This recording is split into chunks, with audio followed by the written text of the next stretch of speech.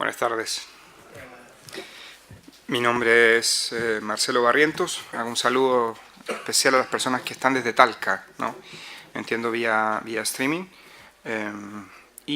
Bueno, soy profesor de la Facultad de Derecho de la Universidad Católica. Soy además director del doctorado de la universidad, en la Facultad de Derecho, evidentemente. Y soy director de la Academia de Investigación Jurídica. Pero me pueden llamar Marcelo, simplemente, así que no hay problema. Todas esas cosas, al final, son más responsabilidades que otra cosa. Bien, mi tema hoy día es un tema que me ha sorprendido gratamente volver a retomarlo después de unos años. Yo escribí un libro el año 2008, Daños y deberes en las tratativas preliminares de un contrato, que publicó Legal Publishing. Tenemos una hora, ¿no? Sí, sí.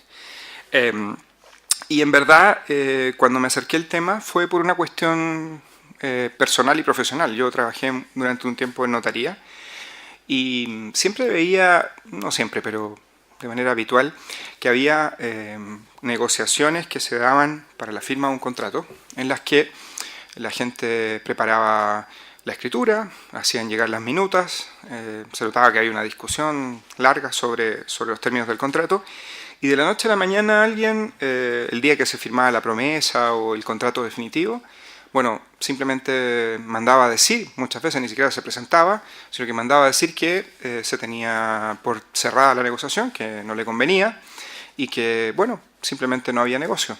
Y al cabo, me pasó varias veces, al cabo de unas 2 o 3 semanas aparecía con otra persona, prácticamente con idéntica negociación, sentado nuevamente a punto de firmar y firmando o con un precio más favorable o con una negociación más favorable en términos generales. Y a mí esto siempre me llamó mucho la atención porque decía, bueno, no parece justo, ¿no? Ejerciendo la profesión me di cuenta que la justicia tampoco es algo que tengamos que tener demasiado en cuenta y que esto es bastante más pragmático en ese sentido, pero me parecía que el derecho tenía algo más que decir. Y eventualmente comencé a investigar sobre el tema y me empecé a dar cuenta de que existía un mundo detrás de la formación de consentimiento, básicamente. Y que los problemas que se sucedían, del tipo que relaté al principio, tenían relación con eso. La primera cuestión que tengo que aclarar sobre el tema es que efectivamente todo lo que nos enseñaron en la Facultad de Derecho sobre cómo se forma el consentimiento, esta cosa media lineal del Código de Comercio sobre la oferta y la aceptación, en la práctica no existe. Hoy día menos todavía, ¿no? Y en verdad que esta cosa tan académica de decir que la oferta está hecha en términos serios y que se recibe y no se puede modificar porque si se modifica se convierte en una contraoferta, y toda esta cosa de la vuelta de correo y la formación en general del Código de Comercio es una cosa completamente desfasada en el tiempo que hoy día es muy difícil de aplicar en la práctica y que da problemas no solo en Chile sino en el mundo en general. De manera que la formación del consentimiento, primera idea, es algo difuso, es algo que no se concreta en un momento determinado, no hay una formación de consentimiento única, y a partir de ese momento, claro, uno puede encontrar todo tipo de relaciones contractuales, precontractuales, o relaciones incluso de daños al interior de ese momento difuso del que voy a relatar. Y hoy día, para hacer la clase más digerible, y no quiero que se tome como una clase, específicamente, más allá de dar grandes principios y dogmas y hacerlo como en la facultad, si se quiere, lo que he traído son muchos casos. Así que voy a ir relatando casos y a partir de esos casos vamos a ir integrando algunas estructuras. Quiero partir, en primer lugar, con algunas ideas del derecho comparado que me parecen súper interesantes en esta materia. Y que en realidad dan origen a la responsabilidad precontractual. Lo primero que uno tiene que entender es que esto no es un tema solamente del derecho chileno o del derecho continental, esto es un tema internacional. Y voy a dar algunos ejemplos que pueden ser muy interesantes de ver en ese sentido. El primero es un caso de 1983, bastante famoso y que dio mucha literatura en el derecho norteamericano. Se llama el caso, voy a explicarlo, ¿no? Son dos empresas internacionales dedicadas al petróleo, donde una comienza a ejercer sobre la otra una especie de OPA. Entonces, para hacerlo en términos saludables y amigables les dice, mire, yo la voy a comprar a usted. Y la otra le dice, perfecto, usted tiene la intención de comprarme, en ese caso firmemos un documento por el que entendemos que usted va a hacer esto, ¿no? El Memorandum of Understanding. Y específicamente en ese memorándum se dice, mire, yo le voy a comprar a usted la propiedad en un 43% y nos vamos a repartir esa operación de manera de seguir un plan en esa misma línea. Bueno, esto sucedió específicamente el 28 de diciembre del año 1983. El día 3 de enero del 84, o sea, no había pasado ni siquiera un mes, el Consejo de Administración aprobó ese memorándum de entendimiento que se había realizado y como consecuencia de lo anterior y en cumplimiento de la normativa se presentó, como ustedes han visto en los diarios de Chile también, un documento en el diario donde se decía va a haber un acuerdo, hay un principio de acuerdo en la compra de tal compañía. En los 2 días siguientes se redactó por los abogados de ambos un acuerdo de operación que nunca llegó a firmarse. Y el mismo día 5 de enero del año 84 iniciaron una negociación secreta, una de las empresas que había firmado el memorando de entendimiento, con otra empresa transnacional petrolera. Y en ese momento, claro, la compra de la acción se disparó, el precio aumentó prácticamente $28 más, en el memorando eran $100, aquí eran 128, era mucho mejor esa oferta de entendimiento. Y en ese caso el punto fue determinar qué valor tenía ese memorando de entendimiento. O sea, si efectivamente era un memorando que obligaba a respetarse o no, o había perfecta libertad para poder negociar con otra persona a un mejor precio, aún habiendo firmado el memorando de entendimiento. Y desde ese punto de vista, si existían o no daños punitivos en esa cuestión. Otro caso que puede ilustrar en la misma línea es un caso un poco más reciente y que me parece también interesante de traer aquí. Y este es un típico caso que llama la atención, porque seguramente ustedes en construcción han visto, y en Chile pasa exactamente lo mismo, que alguien le encarga la ejecución de una obra a otra persona. Y muchas veces eso ni siquiera está formalizado, simplemente partimos, iniciamos con la reforma.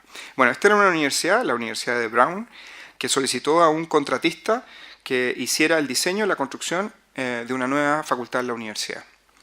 Y resultó que quien autorizó esa situación le dijo, mire, ningún problema, yo empiezo a construir y presénteme un plan, pero empiece desde ya porque necesitamos el edificio lo antes posible. Y la persona comenzó a construir simplemente. Claro, al poco andar se dieron cuenta que esto era una pésima idea porque comenzaron a tener divergencias sobre cómo tenía que ser el edificio de la universidad. Y claro, y posteriormente se dieron cuenta que los precios se fueron disparando cada vez más, con lo que al final, a partir de la no celebración de ningún tipo de acuerdo, habiendo iniciado la obra, la pregunta era, bueno, ¿y quién paga todo lo que se ha hecho? ¿Y de qué manera nosotros vamos a arreglar lo que ya está hecho? Y si esto lo tengo que pagar o no tengo que pagar si no me gusta, finalmente. Y por último, otro caso también de la práctica norteamericana, que tiene importancia en lo que vamos a ver más después, es un caso como el siguiente. Era un contrato, había una autorización para proceder, o sea, se había firmado un contrato. A diferencia de lo que había pasado con la universidad, aquí se había firmado un contrato. Y ese acuerdo para proceder consistía en una licitación pública de las Fuerzas Armadas para la construcción en Estados Unidos de una serie de cableados de comunicación subterráneo. Hoy día sabemos que eso es lo que desarrolla Internet en el mundo, o sea, cablear bajo tierra, ¿no? Pues bien, en este caso se recibieron ofertas, se empezó a trabajar y la empresa contratista envió una carta confirmando el precio y las ofertas al gobierno estadounidense para el proyecto. Y también se envió un telegrama con la necesidad de, y se colocaban varias condiciones, alcanzar acuerdos con los sindicatos para que durante la obra no tuvieran ningún problema. Por lo tanto, el dinero que se iba a pagar a los sindicatos iba a quedar clarísimo desde ese punto de vista. Sin embargo, el problema que sucedió fue que no hubo adjudicación finalmente de la obra para realizar el cableado y jamás se firmaron con los sindicatos ningún tipo de acuerdo. Al final hubo un paro, una huelga y no se pudo llevar adelante la obra, sin perjuicio de que se había firmado un convenio para llevarla adelante. Ahora, desde el punto de vista de nuestro sistema, la pregunta es, ¿qué hay antes del consentimiento? ¿No? en todos estos casos que les he relatado, ¿qué existe? ¿De qué manera podemos singularizarlo? Vamos a ir viendo casos en Chile a partir del año 2011, con sentencias de la Corte Suprema, de las Cortes de Apelaciones, que me han parecido interesantes de tener en cuenta. Y para eso voy a partir con un caso del año 2013, el rol es el 3918 de ese año, de la Corte de Apelaciones de Santiago. Es un caso bastante interesante sobre médicos. A ver, básicamente el punto fue el siguiente. Había un proyecto para construir una clínica, y voy a decir los nombres porque están publicados, así que no hay problema. Había una posibilidad interesante de embarcarse en un proyecto que significaba la participación de estos médicos en la creación de una clínica en un mall. Ustedes conocen esto de sobra, pues seguramente se han atendido en los malls y en clínicas, ¿no? Y el mall, que no voy a decir el nombre para no hacer propaganda, se contactó con estos médicos y con estos médicos que formaban parte de una sociedad. Y les pidió, a través de avisos y todo eso, que se incorporaran al proyecto de la creación de una clínica en un mall de la ciudad de Santiago. No voy a dar más detalles para no crear problemas. El punto es que se permitió, a partir de esa propuesta del mall, a estos médicos, que participaran cada uno con la suma de 10 millones para participar del proyecto y hacerse parte de esa futura clínica en el mall correspondiente. Ahora, toda la estructura pertenecía al mall y a la empresa que regentaba ese mall. Y el punto con esa situación es que efectivamente, y aquí viene lo interesante, se esgrimió por parte de los demandantes que no se contrató nunca con ellos directamente, sino que se les pidió solamente el dinero.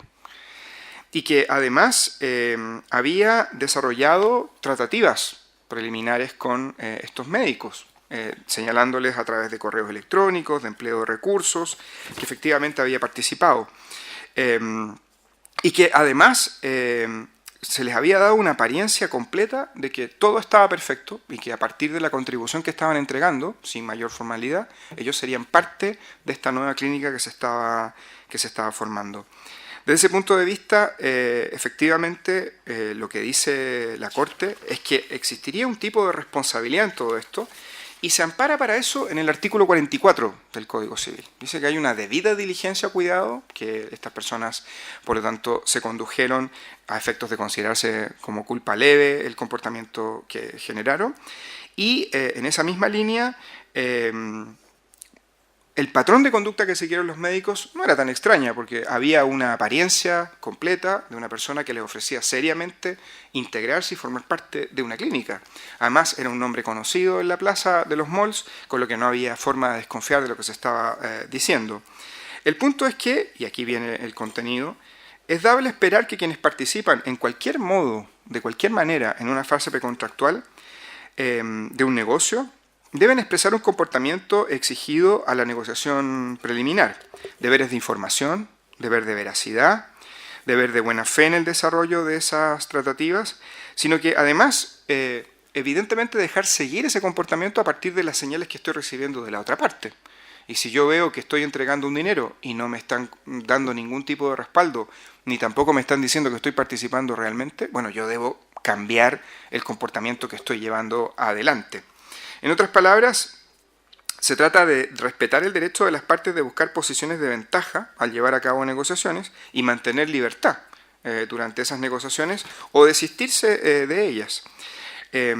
Como se señala, no se debe perder de vista el hecho de que la negociación es un proceso de cimentación de conductas positivas, de confianza entre las partes y de la negociación. Desde ese punto de vista, efectivamente, cuando a raíz de la confianza que se da, le estoy pasando 10 millones de pesos a la otra persona sin ningún tipo de relación contractual, a partir de esa circunstancia, efectivamente se generó una conducta positiva por parte del otro, de recibirlo y decir, yo voy a respetar que usted va a ser parte de esta clínica que se va a formar a partir de ahora. Ahora, el punto con este fallo, que es interesante, es que dice, de acuerdo, hay un tipo de responsabilidad precontractual. Las personas confiaron, entregaron un dinero y se vieron defraudadas. Pero, a ver, usted me va a decir que por entregar el dinero simplemente la otra persona tiene toda la culpa de lo que ocurrió. Y por eso la Corte dice que el artículo 2330 cabe aplicarse en este caso. Considera que existe una exposición imprudente de la víctima al riesgo y que eso necesariamente tiene que repercutir sobre la cuantía de la indemnización de acuerdo al artículo 2330. Es decir, usted no puede ser tan cándido, le dice la Corte, de haber confiado en que por entregar una cantidad de dinero iba a ser socio de la nueva clínica que se va a formar y no haber esperado un comportamiento más diligente de parte suya, de simplemente haber dicho, bueno, ya que pase el dinero me tendrán que respetar los acuerdos que tuvimos precontractualmente. Y por eso la Corte baja las indemnizaciones, ordena evidentemente reintegrar la cantidad de dinero que los médicos habían entregado, porque es el daño emergente, y ordena un daño moral de 150.000 pesos, porque considera que en esa partida es posible rebajar la cuantía de la indemnización por la exposición imprudente de la víctima al riesgo.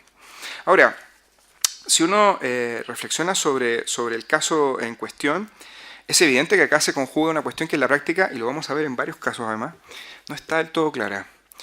Hay un problema con la responsabilidad precontractual en relación a lo que estoy demandando. Y en eso hay una gran confusión entre los intereses de lo que estoy demandando. Porque en este caso de los médicos, pensemos un momento sobre lo que ellos querían. Ellos querían ser parte del negocio. Querían formar el negocio y querían seguramente participar accionariamente de las utilidades que tenía la clínica que se iba a construir en el mall, ¿cierto? Ahora, ¿es eso lo que yo voy a pedir por incumplimiento del deber precontractual de negociar conforme a la buena fe, creando un daño? Yo no puedo exigir la prestación de lo que se me promete. Bueno, a eso Jhering en su momento le llamó interés positivo. O sea, si yo tengo que demandar algo en la responsabilidad precontractual, no va a ser la contratación definitiva.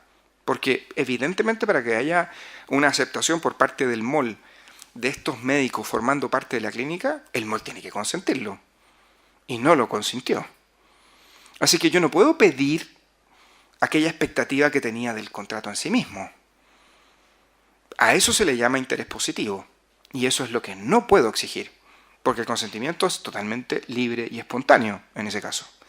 Lo que sí puedo exigir es lo que Jhering llamó, que es el creador de la responsabilidad precontractual, el interés negativo. ¿Y el interés negativo qué son? Bueno, eso es lo que hay que llenar de contenido en este caso. ¿Cuál es mi interés negativo? No será la prestación de lo debido, pero sí serán los daños que me pudieron haber ocasionado. El daño emergente, el lucro cesante o el daño moral. Aquí lo que hay es un ilícito extracontractual en definitiva, no uno contractual. Por lo tanto, la pretensión de los médicos de exigir que se les respete el acuerdo de involucrarse en circunstancias que no existía tal acuerdo, que nunca se había firmado tal acuerdo, habiendo ellos incluso pasado una cierta cantidad de dinero para que el acuerdo se formalizara, pero que nunca se hizo, esa pretensión simplemente no se puede oír en tribunales y normalmente va a ser desestimada. A diferencia de la indemnización por el ilícito extracontractual, que eso sí es indemnizable. Este punto tiene que quedar suficientemente claro, porque los médicos jamás van a formar parte de la clínica en el mall, ¿no? Repito el número de rol por si alguien no lo ha tomado. El rol es el 3918-2013 de la Corte de Apelaciones de Santiago.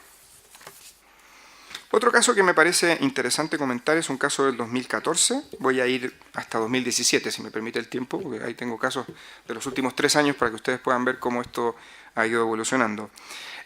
Aquí estamos en un caso distinto, porque son intenciones para comprar un predio. El rol es el 30.469-2014. Este sí es un caso de la Corte Suprema, ¿no? Fallado por la Corte Suprema. Los hechos, para que nos entendamos. Lo que se discutía era bajo qué condiciones el retiro de las tratativas genera la obligación de indemnizar el daño causado. En ese contexto indica que tenía intención de comprar una de las partes y por ende la razonable confianza en que el contrato se generaría y que los partícipes antes y después de la negociación tenían esa intención. Y por lo tanto resultó absolutamente sorpresivo que se vendiera a un tercero la materia objeto del futuro contrato. Es un hecho demostrado que su parte llamó a la demandada en un plazo que se habían fijado durante la negociación para igualar ofertas por la oferta que se había recibido de un tercero, con el correo electrónico de fecha 17 de agosto del 2010, en que se señaló que de acuerdo a lo conversado con el banco estaban en condiciones de firmar el día 23 de agosto de ese mismo año, con el envío a la notaría de la matriz de la escritura de compraventa, con el hecho probado de que las últimas anotaciones marginales iniciadas a través de la minuta firmada por los demandados se efectuaron los días 9, 15 de julio y 13 de agosto del año 2010, fecha esta última en que se había obtenido el certificado incluso de derecho de aprovechamiento de agua sobre el terreno para poder efectivamente comprarlo. Con esos antecedentes es claro que la intención de una de las partes para con la otra era comprar el terreno. Ella quería comprar efectivamente ese terreno y por lo tanto estaban absolutamente los dos contestes, tanto la parte compradora como la futura vendedora, que lo que había impedido concretar el acuerdo era una toma irregular simplemente en el terreno, lo que equivalía a un cambio de circunstancias que había una necesidad de reevaluar en esa condición. Pero que el precio del inmueble, todo lo que estaba listo para comprar y vender estaba señalado. De hecho, se le había fijado un precio de 290 millones de pesos en ese caso. Estaba absolutamente anotado, todo había quedado efectivamente colocado de manera de probarse, como efectivamente se probó, y que por lo tanto el aviso de la existencia de un tercero que incluso mejoraba la oferta, dado todo el esfuerzo que se había realizado, no era oportuno, no era adecuado y era, por lo tanto, un rompimiento de la negociación. Aquí hay un punto interesante porque, si se fijan bien, la parte demandante lo que hace es preconstituir pruebas. Va anotando en la minuta, que va en la notaría, todos los datos de lo que se estaba haciendo y la continuación de la relación de los hechos. Eso en doctrina está muy documentado y en los fallos también aparece mucho. Se llama minuta de negociación precontractual.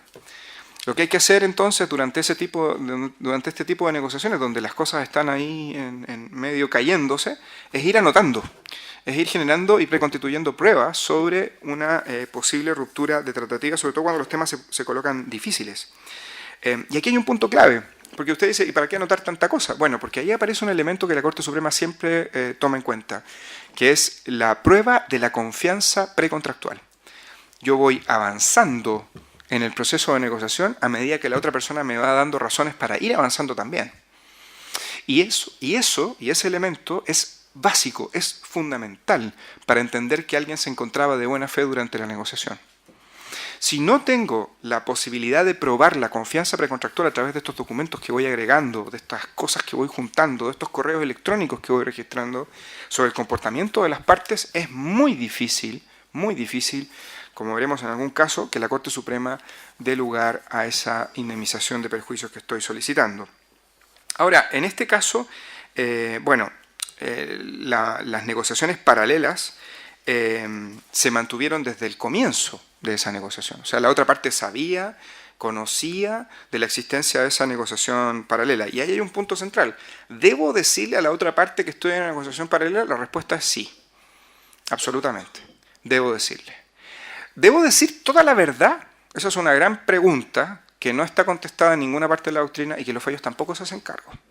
Todos tenemos derecho a blufear un poco, pero el punto o el límite viene dado ¿por qué? Porque puede haber, como en algún caso de la Corte Suprema con posterioridad veré, error.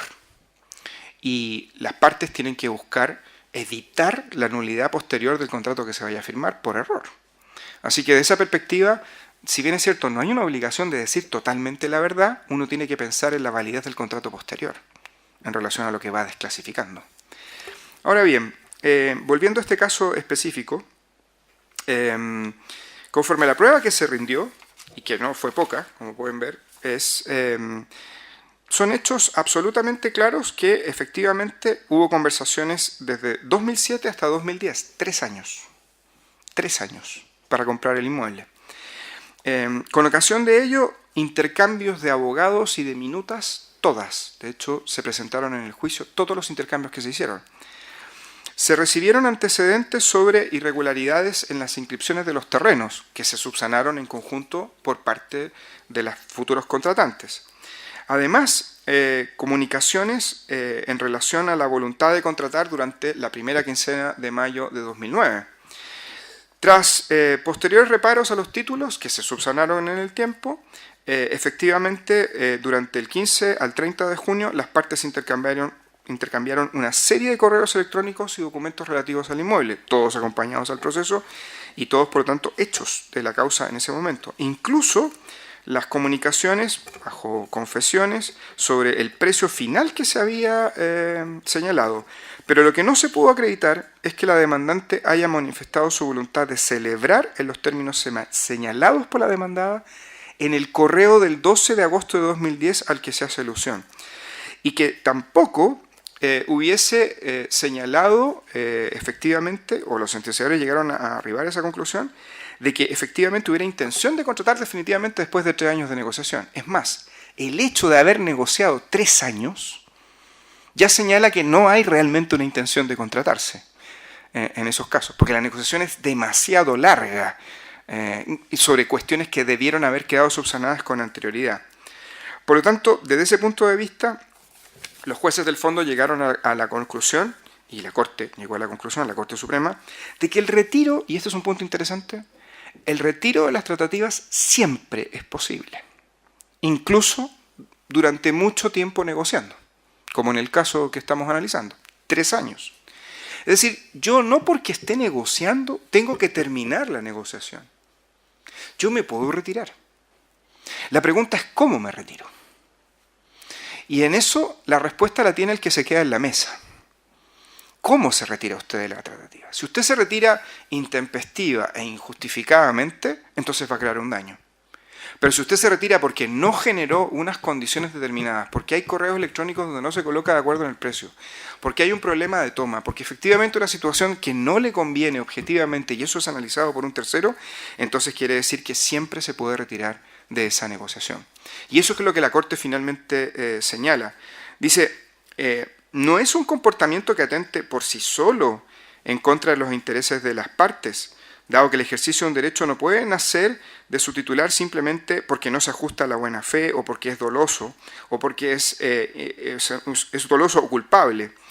El resarcimiento tiene origen en el retiro injustificado de varios años de tratativas, en el retiro intempestivo de esos mismos años de tratativas y por lo tanto retractaciones como tales no debieran dar lugar simplemente a un tipo de responsabilidad.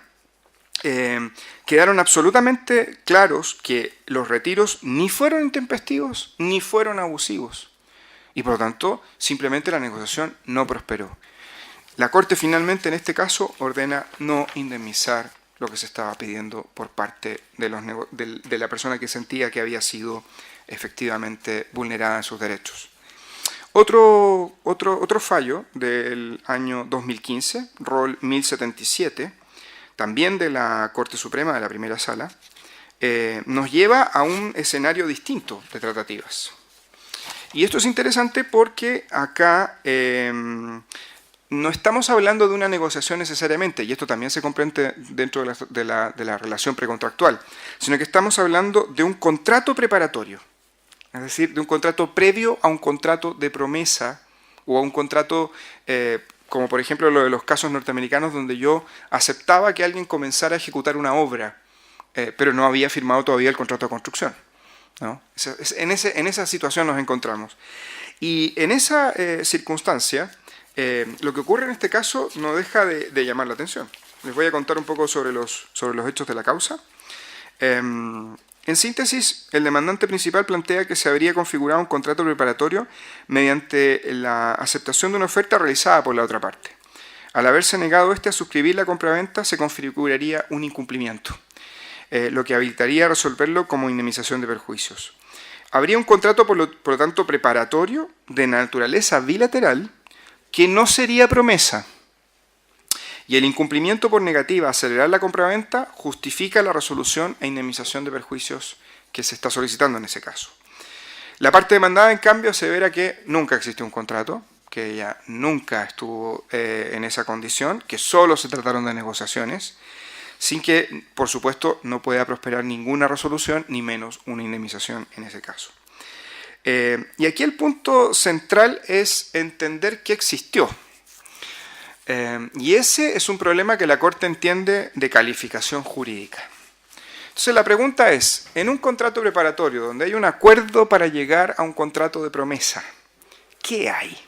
¿Qué existe? La Corte en este caso sale, diría yo, con una solución híbrida que no deja realmente conforme y que me abre algunas dudas sobre lo que quiso decir.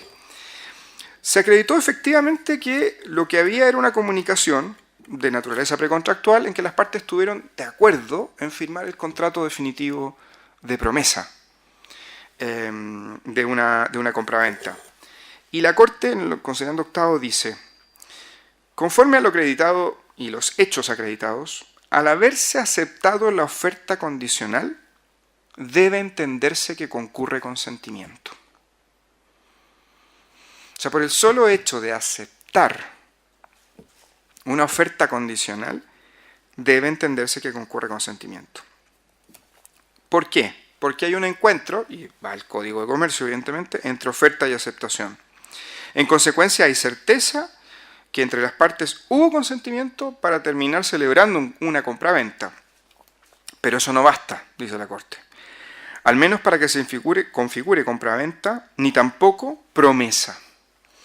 El concurrente alude que existiría un contrato en virtud del artículo 101 del Código de Comercio, porque dice el 101, dada la contestación, si en ella se aprueba pura y simplemente la propuesta, el contrato queda en el acto perfeccionado y produce todos sus efectos legales. Sin embargo, lo que la Corte entiende es que hay una regulación específica para ese contrato en el Código Civil. Y esa regulación específica es la del artículo 1554, que señala específicamente que debe constar por escrito la promesa. En circunstancias no hay promesa mientras no conste por escrito, de acuerdo al artículo 1554. Y esto es confuso porque, conforme nos enseñaron en su momento, entonces ¿qué hay? Porque si usted me dice que hay un consentimiento, algo tiene que haber aquí, ¿no? No habrá una promesa. La Corte lo que hace es desviar la atención. No se concentra en el contrato que se formó. De hecho, acepta y dice, hay consentimiento. Bueno, entonces si hay consentimiento, usted tendrá que hacerse cargo, ¿no?, de lo que hay.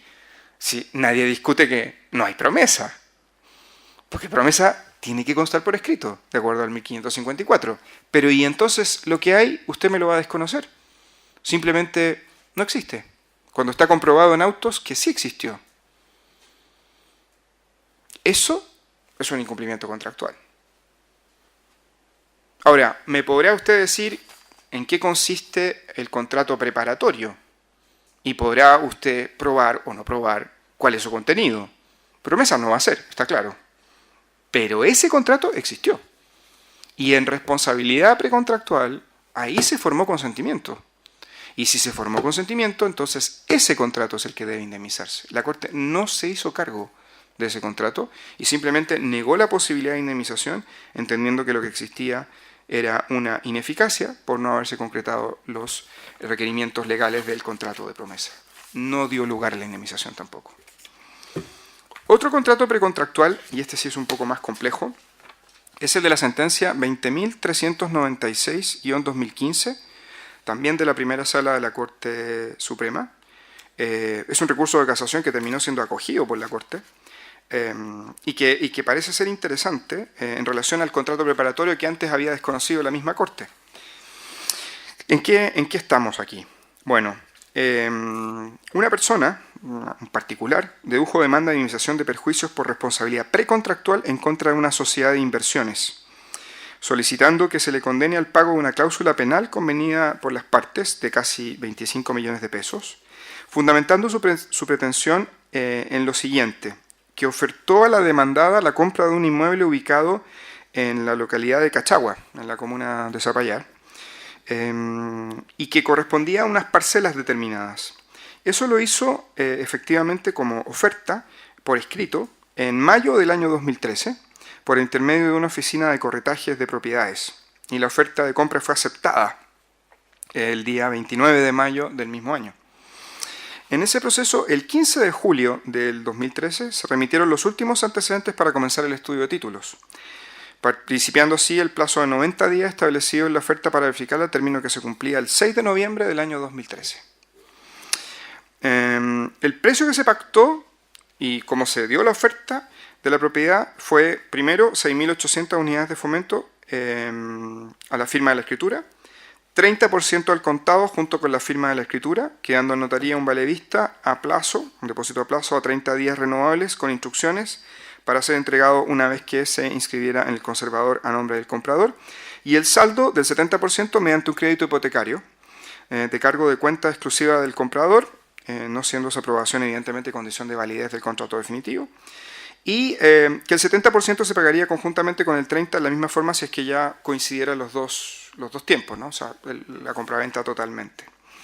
El punto es que después de establecerse las condiciones de la oferta y como muestra de seriedad, la parte entregó a la corredora el cheque, un nominativo cruzado por la cantidad de dinero que se había manifestado, que eran esos 23 millones como forma de seriedad de la oferta que se estaba dando, documento que se quedó en poder de la compradora, quien lo entregaría al vendedor en caso que no cumpliera las obligaciones asumidas en la oferta de compra, más la comisión correspondiente que se había pagado también en ese caso.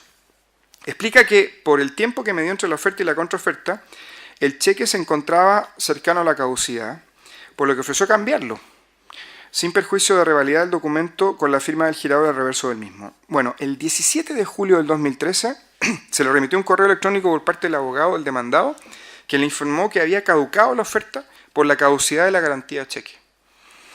Además de hacer ver que había una discrepancia en la forma de compra de la propiedad, en cuanto se había señalado que en principio no intervendría ningún banco otorgando ningún crédito hipotecario, antecedente que implicó un cambio de escenario y que considerando la situación que se había producido en relación a esto, todo se había demorado y por lo tanto no iba a prosperar unilateralmente esa venta y se retiraba de la negociación. El 18 de julio el vendedor manifestó su intención de no vender, no respetar los términos de la oferta, lo que fue además refrendado por un correo electrónico que remitió la compradora a la corredora de propiedades. Y como argumenta la parte demandante, dice, no hay ninguna razón por la que deba entenderse que se está autorizando a desechar la oferta que yo ya entregué. De hecho, forma parte me sería el haber documentado y el haber ofrecido cambiar el cheque correspondiente de ese anticipo. Y en materia indemnizatoria, evidentemente, no existe ninguna razón para haberse retirado y solicita una indemnización importante de dinero. La demandada evidentemente contesta, señala que la condición se cumplió, que existían 90 días para documentar todo esto, que no se había efectivamente realizado, por lo que el plazo para obtener el crédito hipotecario, el financiamiento bancario, había hecho expirar los tiempos que se habían fijado en esa oferta y por lo tanto no existía ninguna necesidad de celebrar efectivamente el negocio. La Corte hace luego, la sentencia de primer grado acogió la demanda y condenó al demandado a pagar la cláusula penal que se había pactado, que era una cláusula penal que les había dicho, ¿no? 24 millones de pesos por no celebrar la compra. Apelado el fallo, la Corte de Apelaciones lo revocó y en consecuencia rechazó la demanda. ¿Y la Corte Suprema? Bueno, la Corte Suprema en general, hace las típicas cuestiones sobre el problema procesal, que me lo voy a saltar porque no tiene ninguna importancia, y llega a la conclusión finalmente que necesita dictar una sentencia de reemplazo. Y dicta la sentencia de reemplazo. Se hace cargo nuevamente de lo mismo que ya les dije de la manera como se había celebrado el negocio, de los acuerdos que se habían señalado, y llega a esta conclusión que me parece muy interesante. Dice, efectivamente, a partir de la prueba, nuevamente, de la confianza precontractual que se había dado, de los correos electrónicos que se acompañaron, de los depósitos, de la oferta de cambiar el cheque, había confianza precontractual.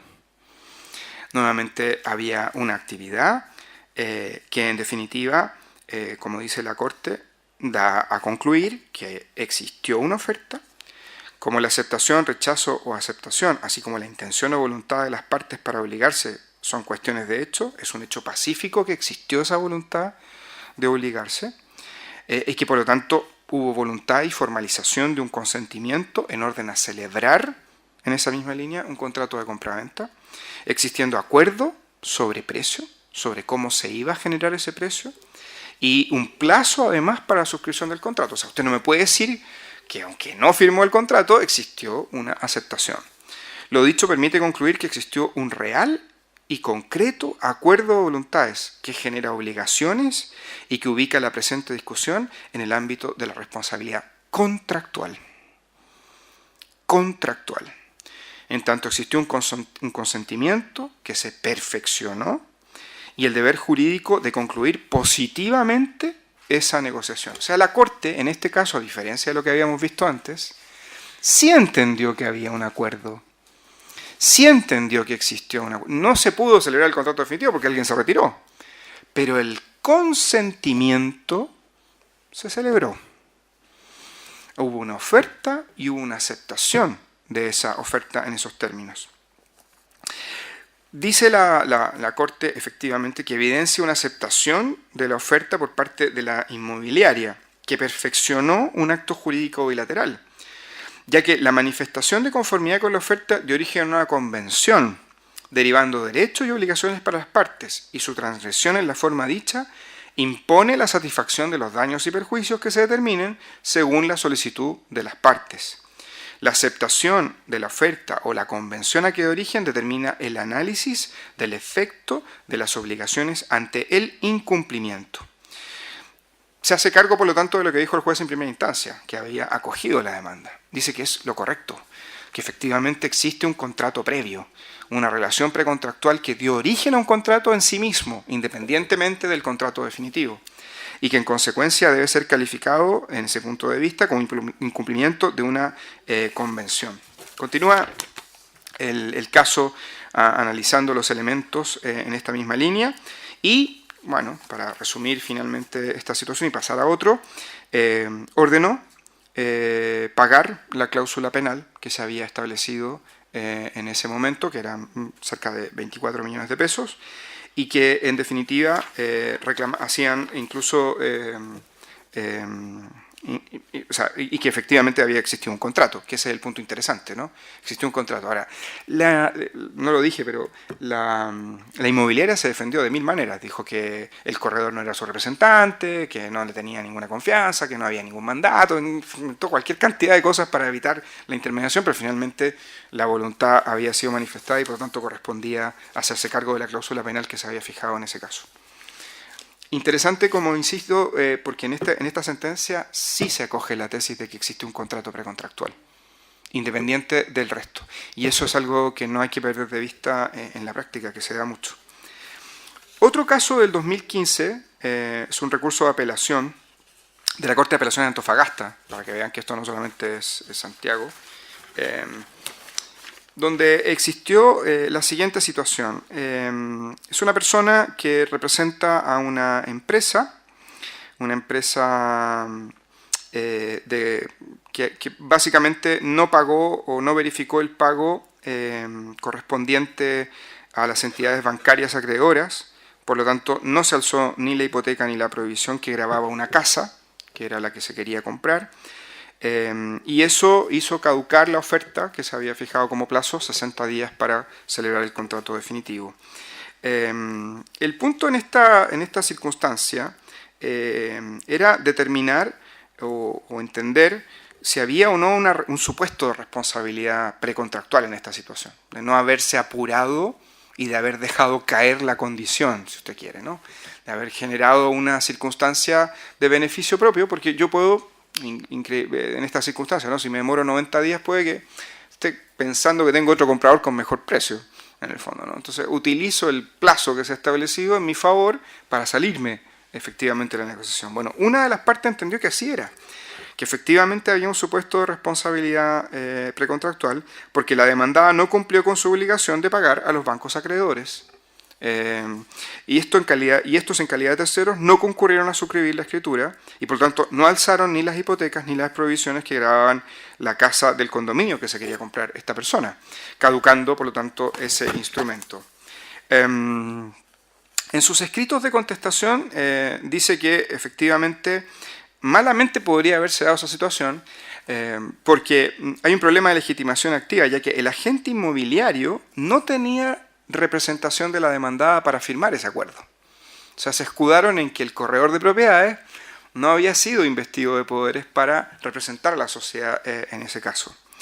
El agente inmobiliario operó, efectivamente, y eso lo reconoce la parte demandada, participó en la venta de una unidad del condominio a la demandante, pero evidentemente no tenía el poder para hacer eso.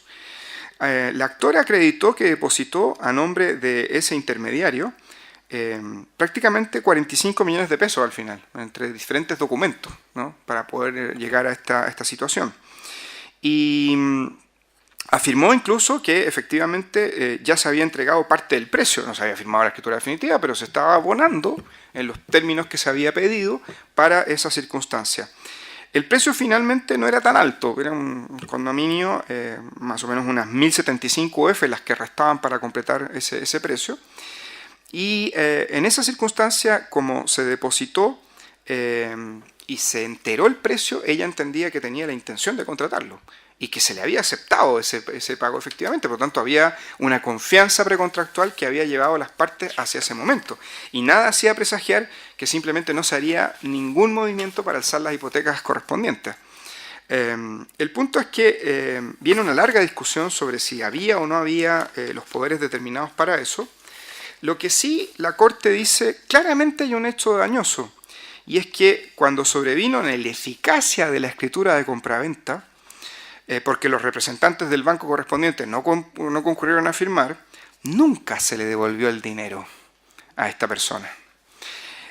Y por lo tanto, a título de daños, efectivamente, había un total ya de 15 millones de pesos que jamás se devolvieron por parte alguna de lo que se había puesto sobre la mesa, efectivamente.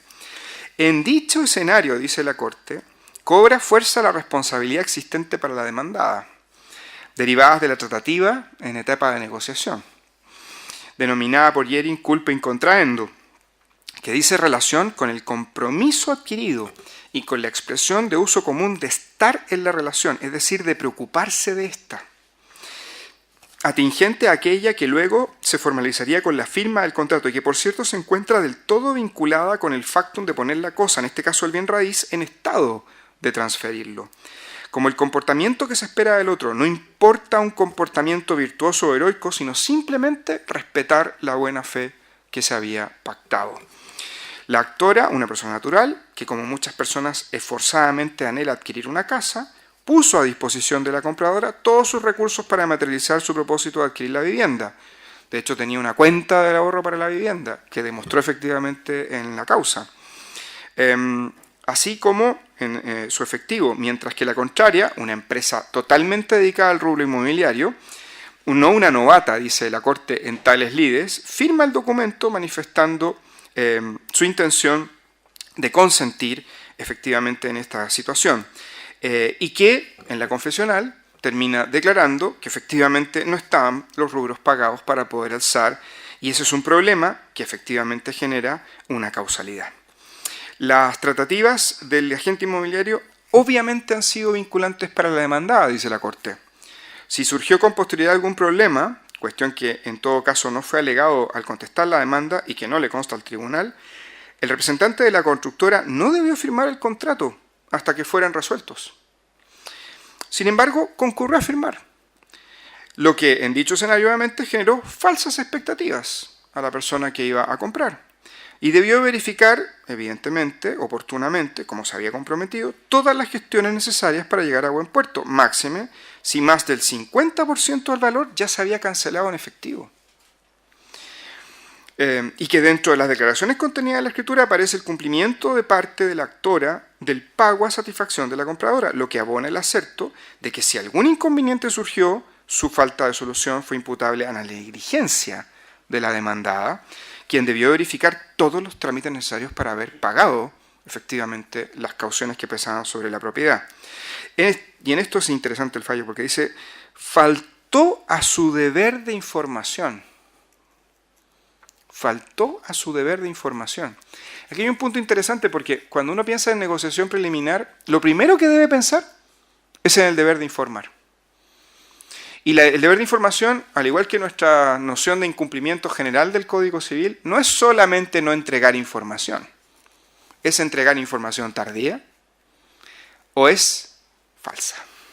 Incompleta. Así que desde ese punto de vista, el concepto de incumplimiento, de la noción general de incumplimiento, también se aplica al deber de información del comportamiento que tiene que haber de buena fe en este caso. No solo dejó pasar los plazos, dice la Corte, para obtener un instrumento público eficaz, sino que los años, sin realizar ninguna gestión a fin de regularizar con la actora la situación anómala e incierta en la que se encuentra, lo que constituye un actuar absolutamente negligente, porque no solamente no hizo nada para alzar las hipotecas que pesaban sobre la propiedad, sino que además se quedó con el dinero de esta persona. No lo devolvió. Efectivamente, se encuentra incluso acreditado un daño moral, prácticamente dobla la cantidad que se había entregado, que eran 15 millones de pesos. El daño moral asciende, desde ese punto de vista, había también una suma de 327.000 pesos que se pagaron como gestión a la inmobiliaria, ordenó restituir todo eso.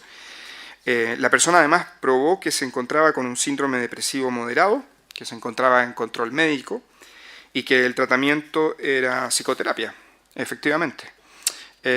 Tampoco, y por supuesto, como no tenía incertidumbre sobre lo que le había pasado, entró en una depresión que también probó, efectivamente, y probó a partir de la atención psicológica con un cuadro de trastorno adaptativo con sintomatología angustiosa, suscrito por una psicóloga, además en el mismo expediente.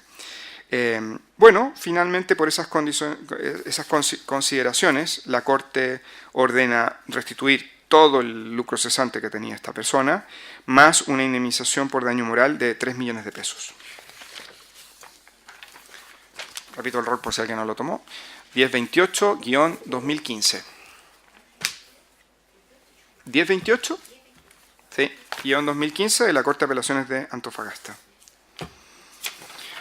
Este fallo es otro fallo del 2016 de la Cuarta Sala de la Corte Suprema. El fallo es el 73.927, 73.927-2016. Es un fallo interesante. ¿Por qué? Porque estamos frente a un recurso de casación en el fondo contra una sentencia de la Corte de Apelaciones que confirmó un fallo de primer grado que rechazó la demanda. El punto, o la síntesis de la situación es que lo que habría existido en este caso es un contrato de arrendamiento, lo que alega la parte demandante, un contrato de arrendamiento por 450.000 pesos con una vigencia de 5 años, donde no se habría escriturado, simplemente se habría llegado a un consentimiento sobre ese contrato de arrendamiento. Las partes, dice, en mayo de 2015 iniciaron una serie de conversaciones verbales y mediante correos electrónicos destinadas a celebrar en el futuro un contrato de arrendamiento respecto de un local comercial ubicado en la ciudad de Puerto Montt, en la comuna de Alerce, que queda ahí entre medio de Puerto Montt y Puerto Vara, de propiedad de la demandante. Una comunicación que se efectuó incluso hasta agosto de ese mismo 2015. Las partes nunca suscribieron un contrato.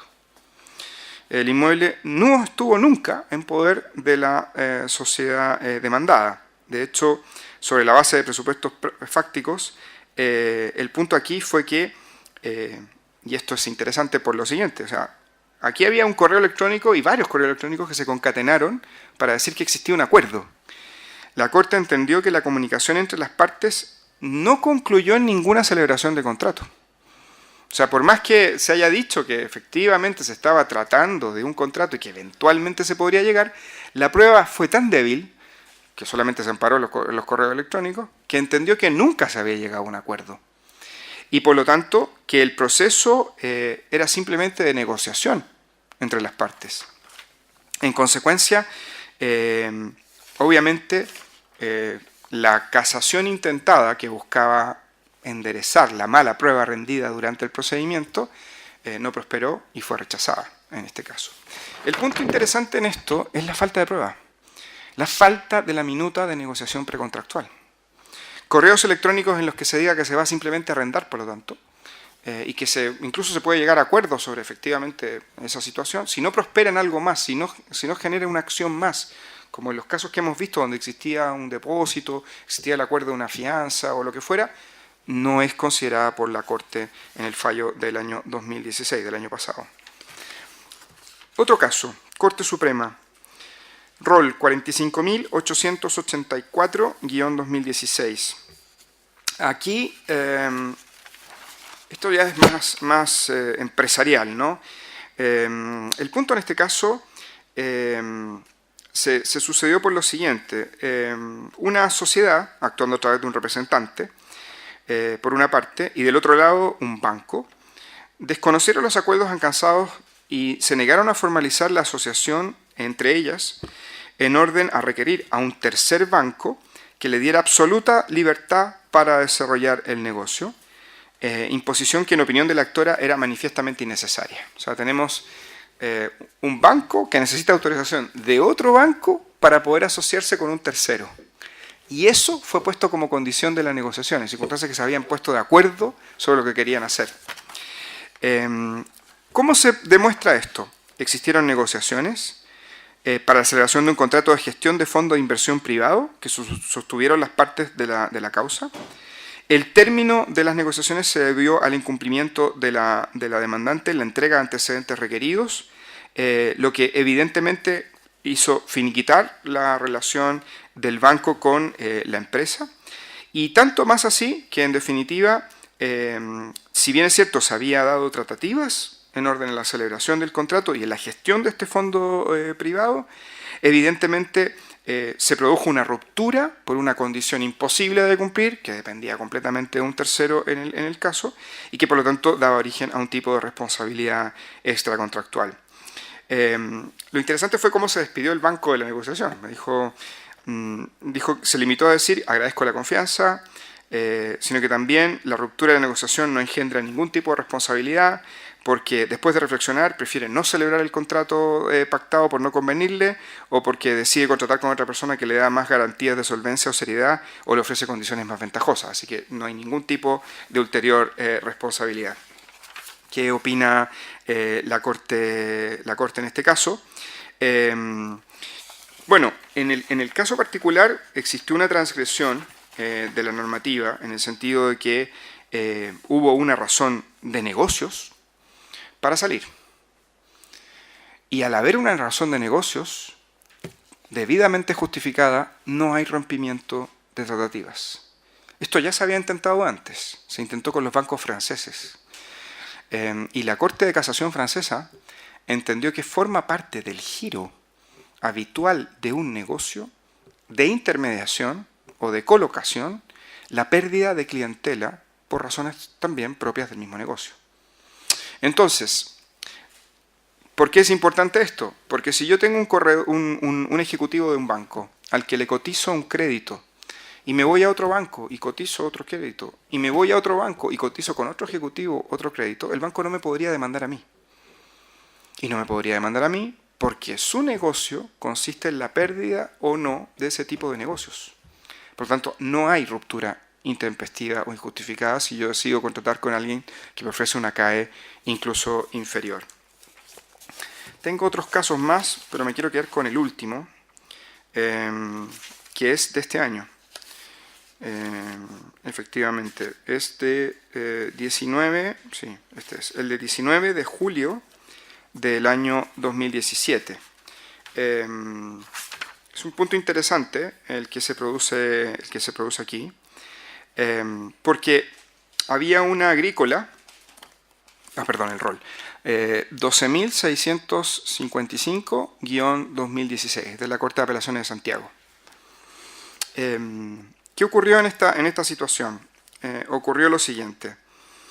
Se acompañaron innumerables documentos probatorios de la relación que existía.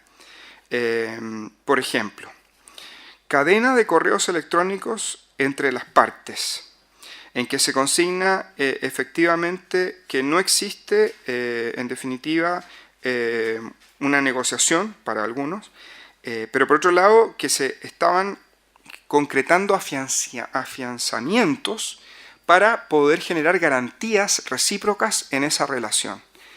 Y hay sendas actas emitidas por la super de bancos, por una cantidad enorme de diferentes bancos dentro de la misma relación que se estaba generando, por lo menos 4 de los que yo alcancé a generar o a leer en esta circunstancia, y que efectivamente de los casos que se estaban dando existía tal seriedad que era imposible no celebrar el contrato, o sea, estaba todo listo para poder celebrarse.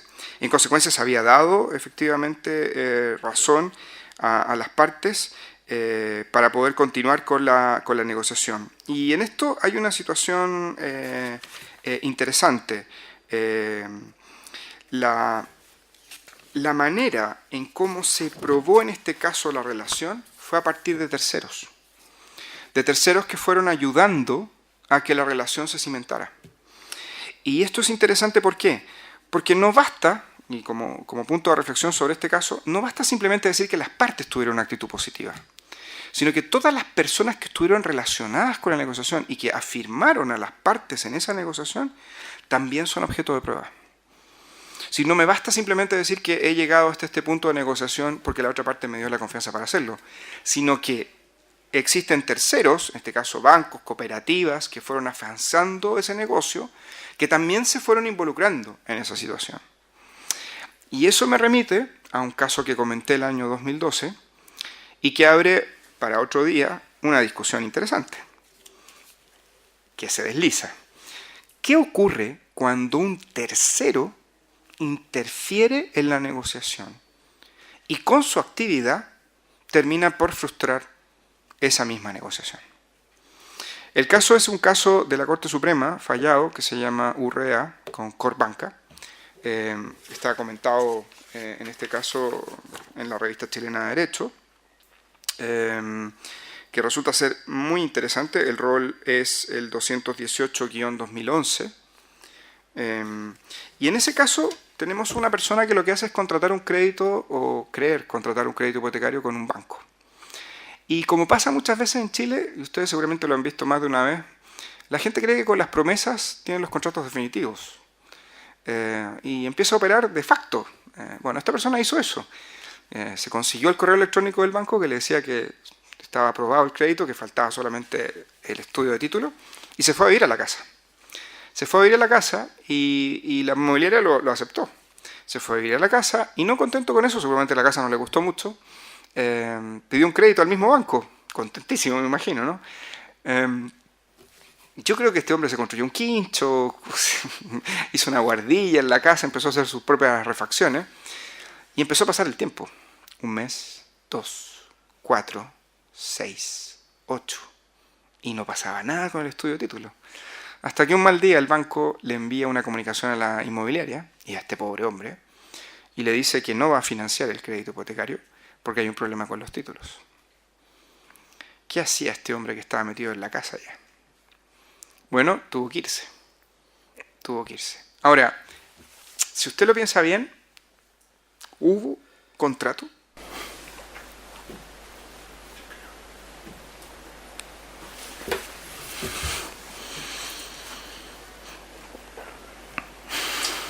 Habría que distinguir qué tipo de contrato estamos hablando. Compraventa no hubo, pero cuenta corriente puede que sí. Hubo un acuerdo con una condición, parecido a los contratos que vimos acá. O sea, no, nadie está pensando que hubo un crédito hipotecario, porque no lo hubo.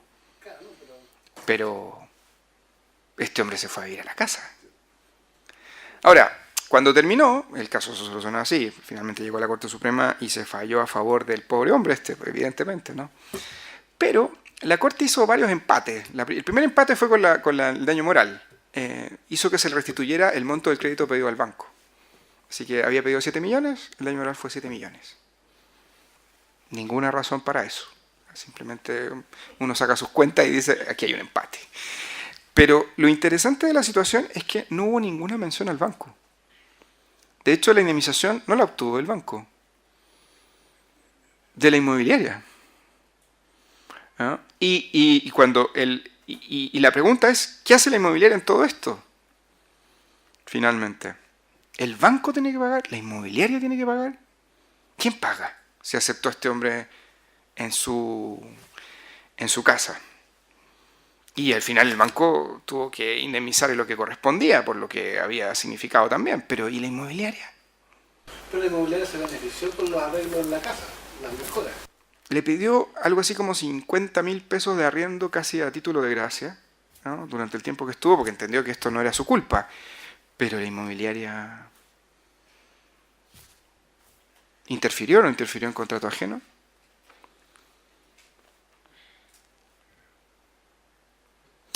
Ahora, como conclusión, porque ya nos estamos extendiendo más de lo que corresponde, quiero partir como empecé. Estaban equivocados los profesores de Derecho Civil sobre cómo se formaba el consentimiento. No hay oferta y aceptación simplemente en la práctica.